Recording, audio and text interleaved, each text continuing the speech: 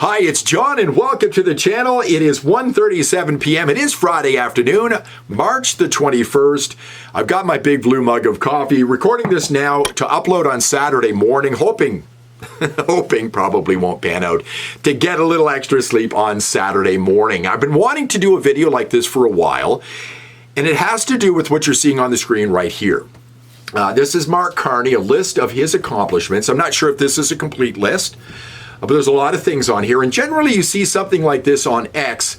Somebody has posted this, and above it you'll see, who would you rather have running your country, Mark Carney or a guy who has been a career politician, referring to Pierre Poilievre. And certainly there's a lot of things on here. There's a lot of padding on here, and there are some big black marks on this list.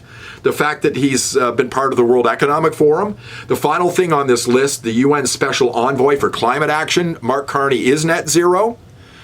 And he will destroy our oil and gas industry, despite the fact of what he's saying right now as he goes on the campaign trail.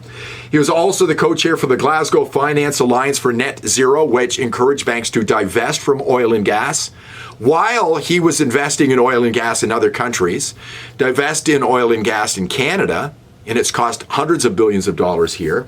And of course on here as well, chair and head of transition investing at Brookfield Asset Management. He moved Brookfield out of Canada. Great business decision, by the way, to move it to New York. He could read the tea leaves. The economy in Canada sucked under Trudeau and the Liberals, and under his tutelage. He was his financial advisor, so he made a good decision. Politically, a real bad decision, but a really good business decision.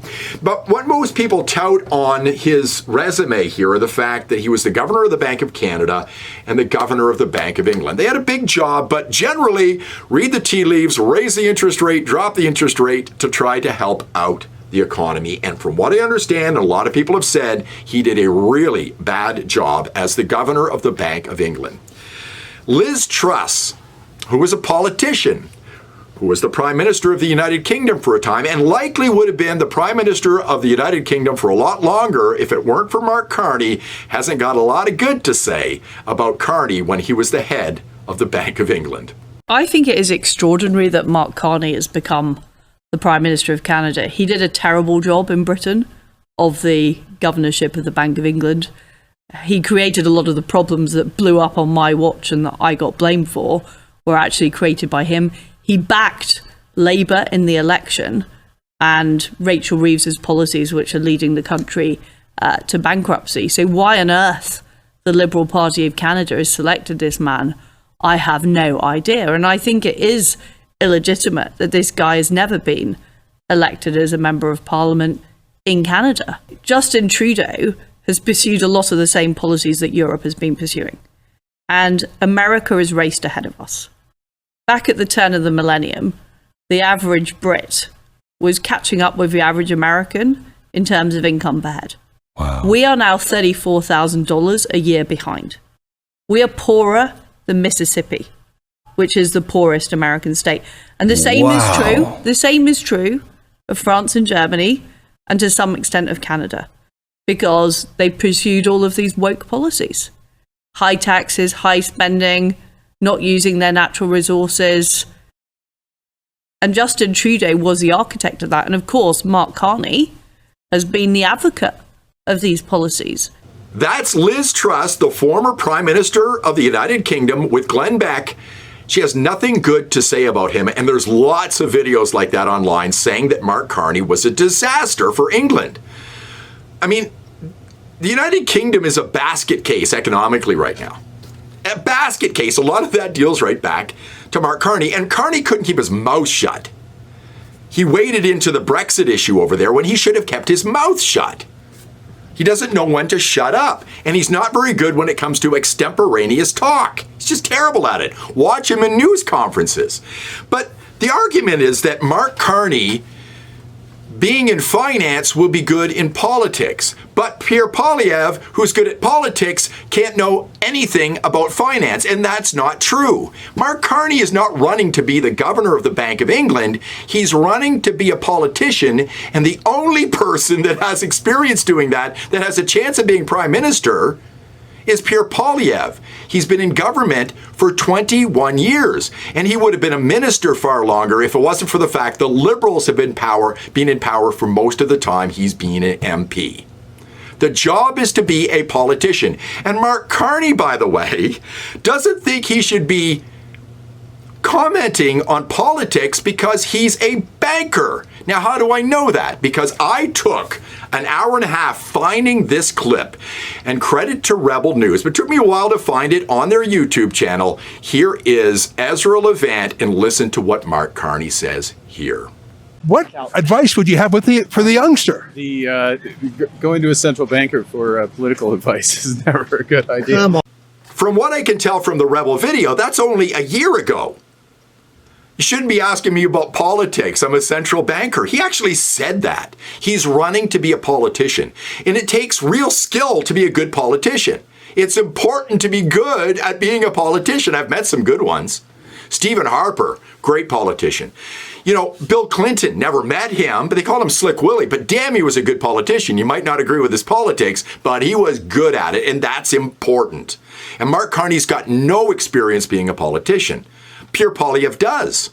And I think he's really good at it, too. I've met him many years ago in my radio studio, a long, long time ago.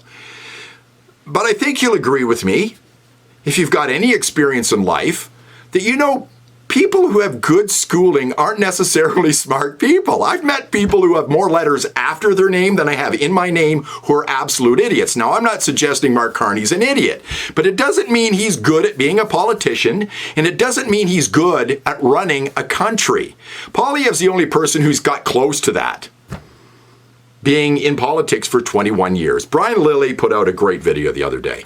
And Brian Lilly has done a great job. I think he's fantastic.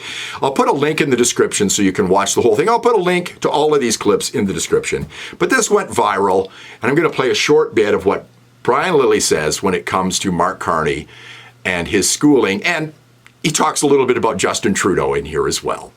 It's fascinating listening to Liberals talk now and decide that only people with the right credentials are allowed to speak on issues, say, like the economy.